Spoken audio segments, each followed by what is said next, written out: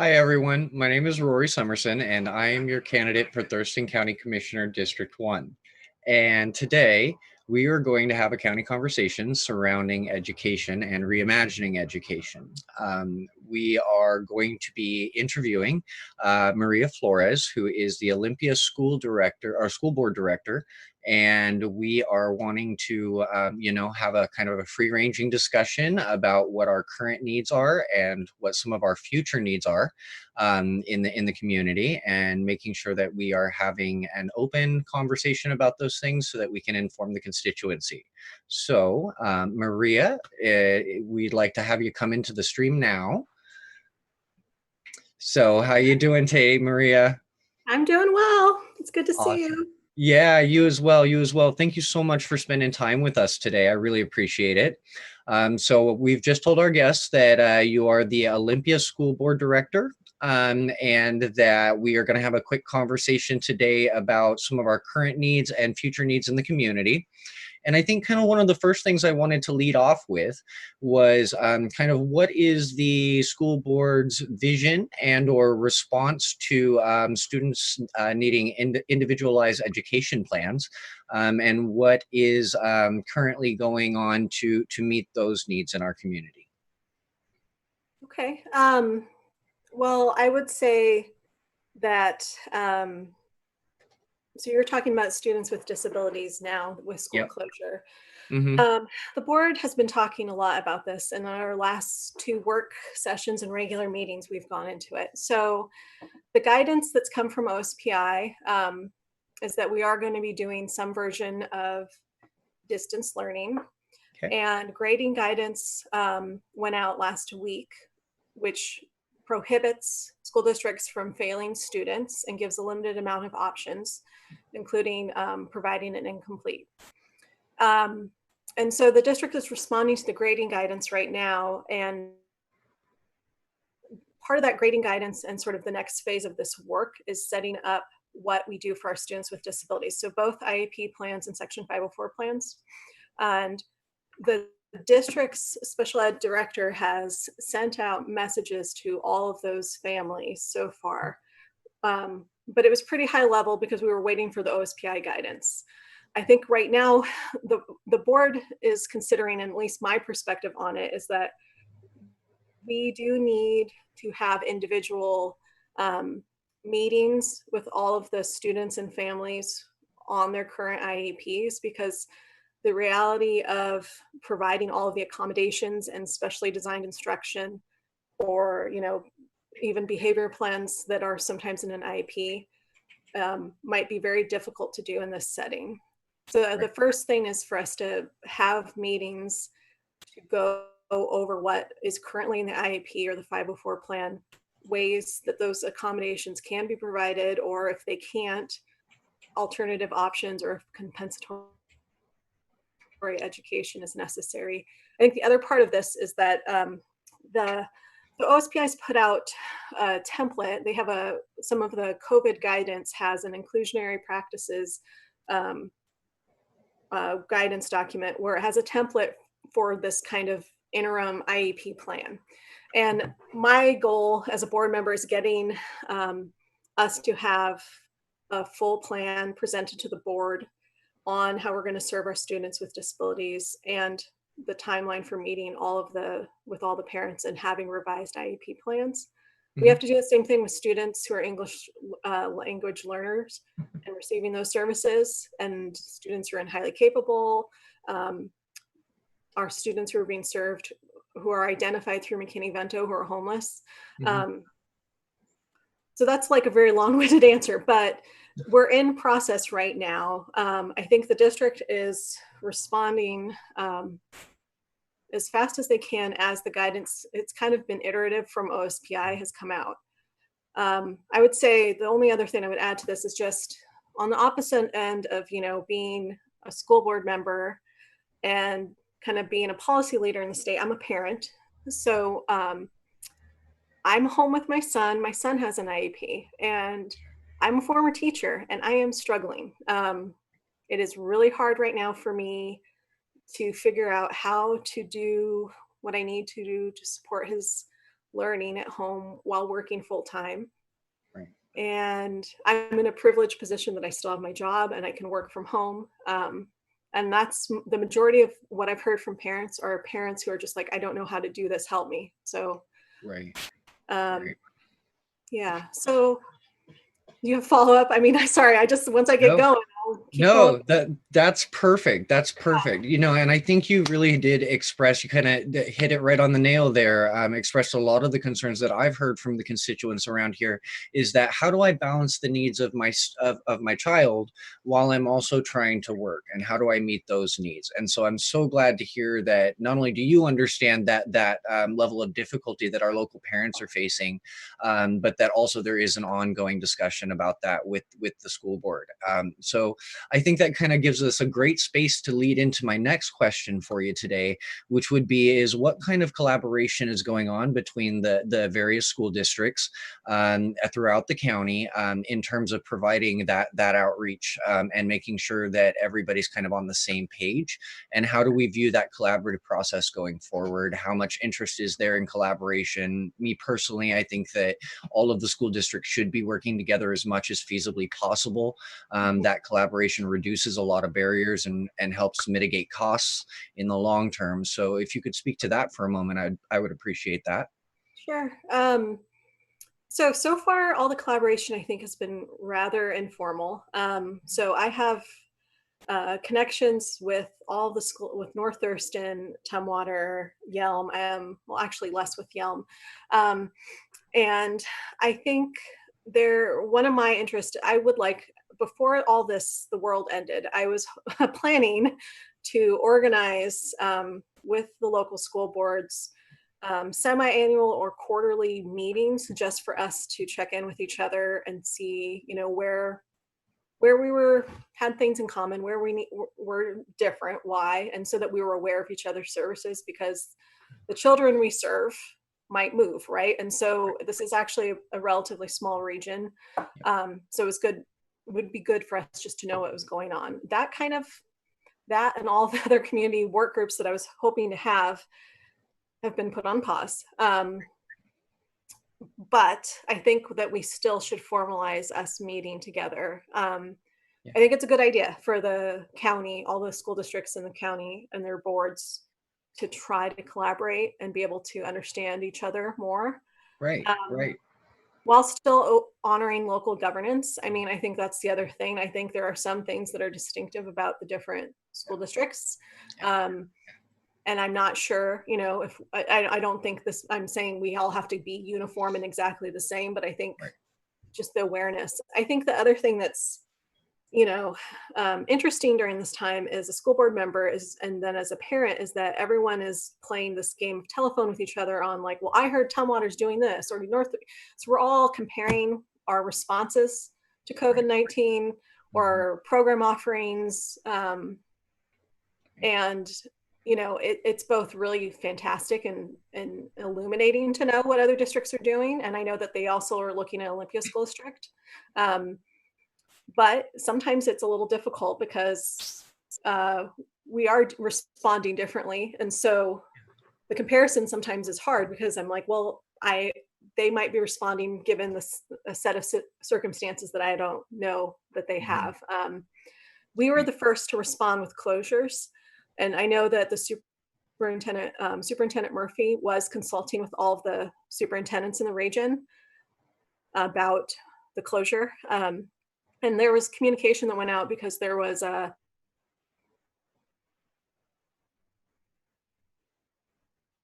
tray with a COVID case in our Olympia School District, which kind of Okay. necessitated us wanting to close earlier. And then right when we decided to do the closure, the state closed. So, but the other districts were working with Olympia to, see could we do a coordinated close. Right.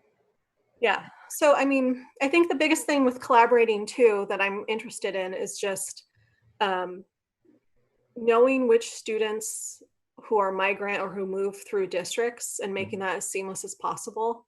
Yeah. Um, it would be, I mean, there's some laws, federal and state, that require that, but it would be great if we could have a regional response. Yeah. So just because if a kid had to move, there's no breakdown in services, records, all those things. Right. Right. Yeah. Awesome, awesome. And so, and I had briefly mentioned in that kind of prelude to that question was this idea that there may be in the future some funding needs that need to be evaluated going forward, and how the county is able to have discussions more broadly about it within the various municipalities, Olympia, Tumwater, Lacey, even as far out as Rainier, Tenino, and Yelm, about how they meet the funding need for schools coming up. And has there been any discussion about what complications may arise as it relates to this pandemic? Yeah. So a couple of things.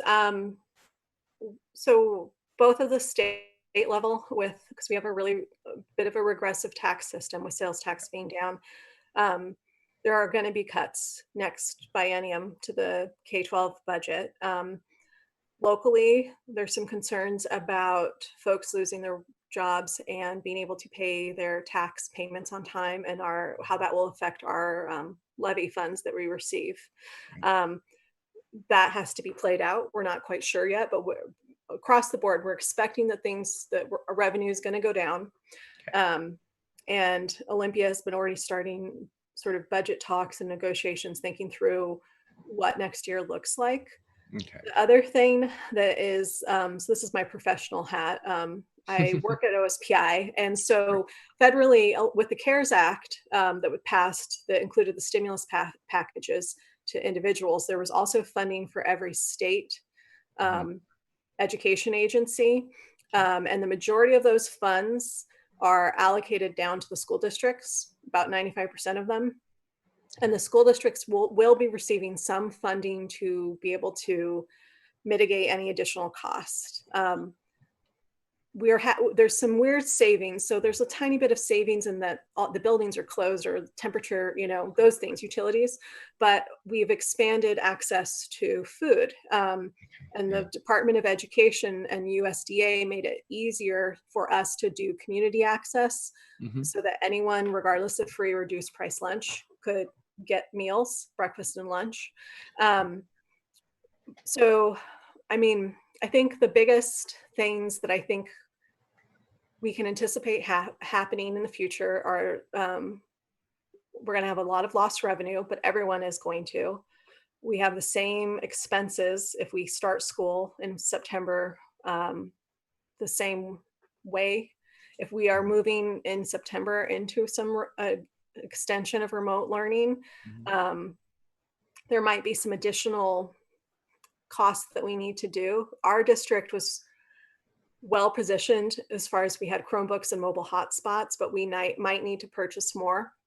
Okay. Oh, it looks like you froze. Did I freeze? Sorry, I'm going to pause for a minute. It's okay. It's okay. On my side, you're frozen, but can you still hear me? Yeah, I can. Yeah. Okay. Well, fantastic.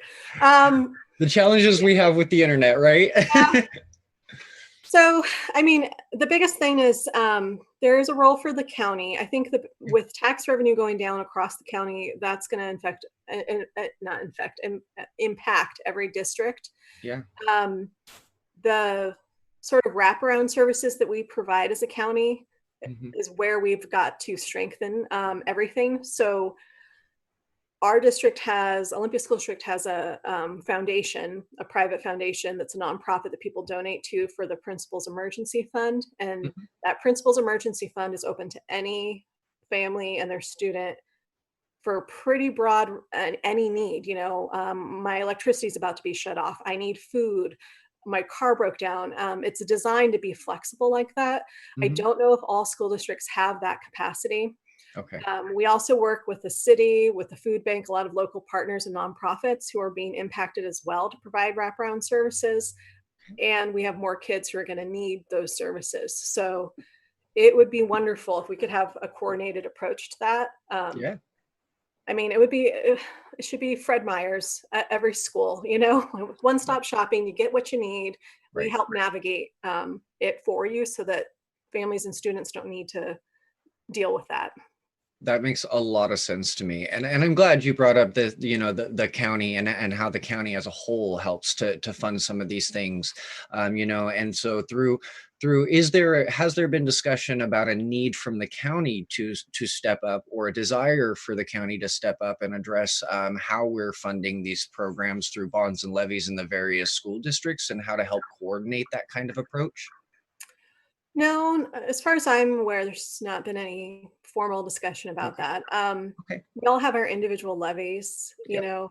and Olympia, we did, I mean, right before all this happened, we passed our levy with close to 70%. We passed it well. Other districts in our county did not. I believe Rochester was one of them. And Yep. so there's a couple of districts who are getting kind of a double hit with not being able to maintain their levy funding, and they're going to be receiving less from the state. The federal money that's coming, the CARES Act money, we're not sure if there's going to be another stimulus that goes to states and local Okay. governments. Um, and we actually haven't received it. We haven't gotten much information as from the Department of Ed. I mean, we've gotten information, but we don't really know how it's going to shake out. So Okay. there's room. I don't know exactly what we should focus on until I have a better sense of what the impact is. Yeah. I think the Yeah. other thing too is just counties' role with public health, um, and public health coordinated with, you know, certain parts of our county that have lots like schools. The reason we shut down schools is just there's 10,000 students in Olympia School District. And then if you multiply that by their extended family members, it's quickly 50,000, 60, 70,000. Right. Um, schools are one of those vectors of, there's a lot of people there and staff and students and those type of institutions in the county. We're going to need to think about a coordinated health response, Right. Right. especially if we get more testing. If we get to a place where we have proven the antibodies are effective and we are testing universally, schools could be a really great partner to help roll out those testing. Yeah. Um, And I definitely agree with that concept. I think that the county really should be having this discussion about how we can coordinate that testing at school sites, because yeah, usually what the way I look at it is that the school is kind of your centralized location that everybody's kind of familiar with, and it's a lot easier to really get big numbers as far as testing in those centralized locations like that. So I'm really glad yeah, that you brought that up. And so then I also am really glad that you brought up food needs, because food needs are something that are paramount on everybody's mind right now. So you had mentioned briefly that that the school is at least Olympia School District, and I'm assuming that other school districts are doing this. I'm hoping to interview school board members from some of the other school districts as well, because again, I do believe in this collaborative process. And so if you could speak for just a brief moment about what types of food services are actually being offered by Olympia School District, that would be fantastic. of course. Um, well, this was mandated by Superintendent Regdahl and from Governor Inslee. Every school district is providing food. So all of the school sites have, and I gave a link to you that I know you're going to post that has Hmm. more information. When you pick up your food, you're able to pick up breakfast for the next day and lunch. Hmm. And there's some coordination. There was the work on the weekend food bags that go home with some students, still having those being provided as well. Um, I think, you know, the thing that is difficult right now is that, and the there are folks who are using food who've never used it before. And I grew up in really extreme poverty and was always in free and reduced price lunch. I was on free lunch my whole K through 12 experience. So I think that I've heard from some parents who are very grateful, but also having almost moments of shame, or am I allowed to take this? And I just want to say to all of them, yes, like we're here to surround you, if you need it, of course, take it. Even if Right. you have food at home, but you want to provide or be able to receive services, you can have it. I mean, this is not meant to be a associated with any sort of stress or shame. This is supposed to support our families. So Right. if they've moved, the other thing I was going to mention is that we've moved some sites around to be more responsive to the community. So um, that has been really helpful. Awesome. And for some families, I mean, I have heard the difficulty is just that you need to get to the site during the hours. Some school districts have done the food by bus delivery, which is an idea that I mentioned to the superintendent. I'm not sure if we're going to do it, but it would make some sense since bus routes are already mapped, and it would it would help with the social distancing.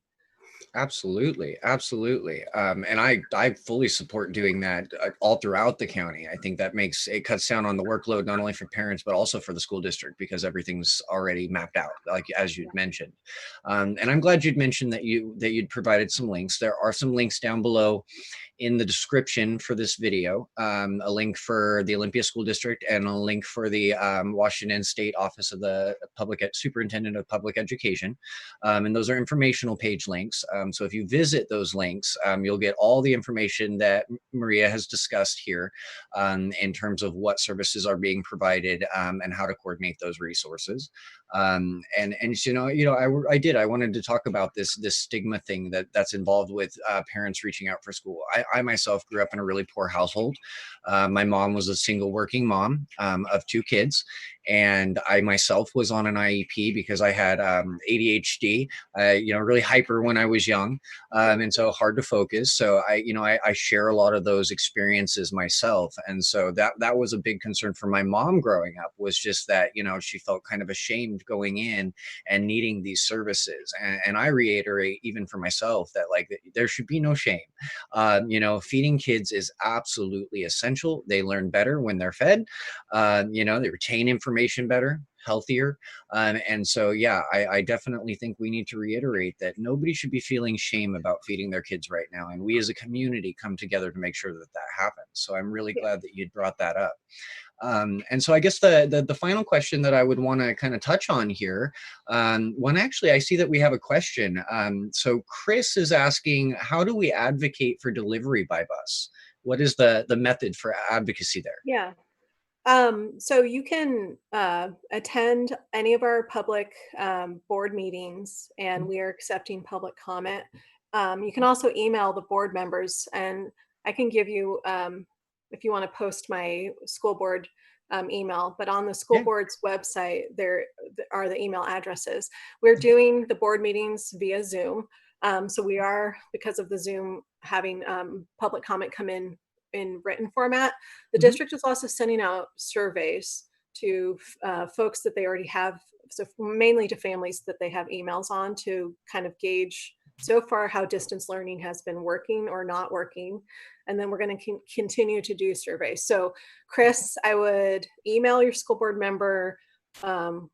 We call into the next board meeting. I'm just going to look it up on my phone real quick to make sure. I don't think it's this Monday. I think it's next Monday. Yeah, May 4th is our next board meeting. Perfect. Or, if you are a parent and you can respond to the survey, we want to hear how it's going and what would make the services be better. So Yeah. the more that we hear that there is a need, if a lot of families are agreeing on the bus route option, that will help amplify it. Yeah, exactly. And so, yeah, I will make sure that we get in our description updated your email address there, so that people can email you directly comments, questions, concerns about advocacy for these things. So thank you very much, Chris, for that question. I'm glad we could address that for you today. Because that is something I believe that's on a lot of people's minds right now, is how do I connect myself to those resources for my kids? And so it's an important question to be asked, and I'm glad that we were able to touch on that for you a little bit today. So additionally, again, with those links, we will have them below in the description, and so making sure that those are available for you. And you can always reach out either to myself at the campaign for additional information, or to Maria directly, and we will provide that information for you so that everybody's in the know. One of the biggest challenges that I have found personally, through this whole process is just like, well, where do I go for this specific information? How do I find it? And so this is the part of the reason why we wanted to have these county conversations, so we could connect the constituency to the resources best we can while we're having this collaborative conversation about where we go from here. And so I guess at this point in our little guest interview here, Maria, is there any other thing that you'd like to add as far as what the current need is for personal protective equipment, or any other discussion points that you'd like to add to this discussion about how we reimagine education in Thurston County? Well, a couple of things. Many of the school districts have donated all of their personal protective equipment that they had in their CTE classes and their science classes. We actually got an email from a local doctor who brought it up, and I had a moment of just being so overwhelmed with everything that I was surprised I didn't think of that. That we have, masks and goggles in the science labs. I used to be an 8th grade chemistry teacher, so we were able to do that. I know Tom Water did that as well. I think the thing that I would just say in reimagining or thinking about the way that public education works in the county right now, a couple of things. We got to give ourselves some grace and some compassion, self-compassion and compassion to each other, because I know that everyone is doing the best that they can. And I'm both on the receiving end of sometimes feeling frustrated, and then also on the working end of it being just like, there's so much. I think everyone is working the best they can, and acknowledging that we are all experiencing some trauma. And that, on Maslow's hierarchy of needs, if you've ever seen that pyramid, we are nowhere near the top right now. Most of us are just dealing with our basic needs, and that's okay. Right. And school's looking different now. I mean, I'm struggling. Last week was the first full week of instruction, and my son barely participated. And I'm a former teacher who works at OSPI, who's a school board member. So I had that whole, oh my gosh, I've got to do it. Like almost like this, I don't know, this unfair expectation of what was expected of me. And then I had to balance that with the reality of, I'm a single parent who takes care of my son and my mom who's disabled and hasn't left her apartment for 2 months. This is hard. I can figure this out. So last week, my son and I still have to work on it this weekend, connected with all of his teachers who were reaching out multiple times, which as a parent, I was really grateful they reached out multiple times, but I also was like, oh my God, I haven't responded to those emails yet. I still need to respond to them. But I did tell some of them, hey, we're struggling. My son's having a really hard time focusing, sleeping. I mean, just all those things that are being affected by the stress, and asking for suggestions and telling them, this is what I'm going to do. What do you think? So I'm giving myself grace. I want to give all the parents permission to, we're doing the best we can. Teachers are doing the best they can. And teachers who have kids who are both teaching, I was thinking, if I was a teacher right now teaching while having kids at home, I don't know how I would do it. Right. So the biggest thing I would say is, along with that, is just, balance sometimes is elusive, but as much as we can try to keep it in balance. And there's some things that matter. Your health matters, your family connections matter. The schools are there to support you. And if you miss an assignment, you can make it up. You have time. Reach out to your principals and your teachers, because everyone's trying to be really flexible. And the last thing I would say with that is, I'm doing a really, really bad job. So I want to try to inspire everyone else to do better than me, with just trying to have some time where you just connect with yourself and are able to just not work on something, not be in that hustle all the time. This weekend, I am going to pull weeds with vigor. I am going to blast music in my house and clean it, because it's messy from the last 6 weeks. And I'm going to, some of these art supplies behind me, I'm going to do some art, because I really need just that moment. We all got to give ourselves that moment. I definitely agree with that. I definitely agree with that. And so, for those of you who are not familiar with Maslow's hierarchy, because Maria had just touched on this a little bit, that bottom rung right there, right? That's our basic, absolute basic needs. So Yeah. that's stuff Food, like air shelter. and water and Yeah. food, shelter, stuff like that. Then that next rung up is safety needs, which are things like personal security, employment, resources, stuff like that. And that's really where we're at. We're at those two bottom rungs, and you can't really move up towards the higher up rungs. The top one being self-actualization, where you bring all of the components in the hierarchy all together, and that's you realizing your full potential, right? But we can't get there right now because we're right at the bottom of that hierarchy. So it's really important to keep that in mind right now when we're considering how we're responding to this situation, and not being too hard on ourselves, because there's only so much we can as humans accomplish individually, and we've got to give ourselves that grace. So I'm really glad that you've brought that up, Maria. It has been an absolute pleasure talking with you today. Yeah. And again, everybody, this is Maria Flores, who is the Olympia School Board Director. Yeah, again, thank you so much for being with us today. Thank And we will go on and move on to our Thanks next for asking. slide. What was that? Oh, did it not go through? I just said if you get any questions, send them my way.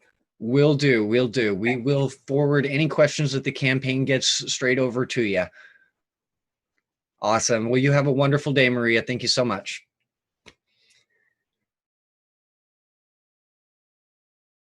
Maria Flores, who is our Olympia School Board Director, and I feel really grateful to have had that conversation about some of our educational needs right now, and that we were able to touch on Maslow's hierarchy. We were able to touch on this idea that there's a need for an ongoing collaborative process between the different municipalities on how we respond to these things.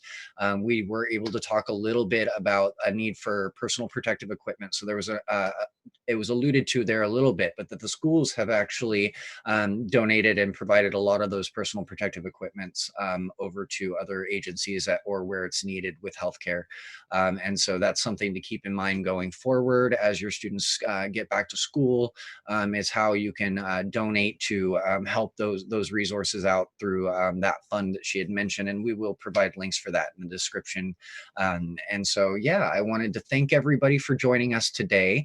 And if you did have any further questions, what we're hoping to have happen is that you will send an email over to info@voterory.com. So for our future live streams, we want to accept questions through email format, or contact us on our candidates page on Facebook, and reach out with questions there so that we can address those in future live streams.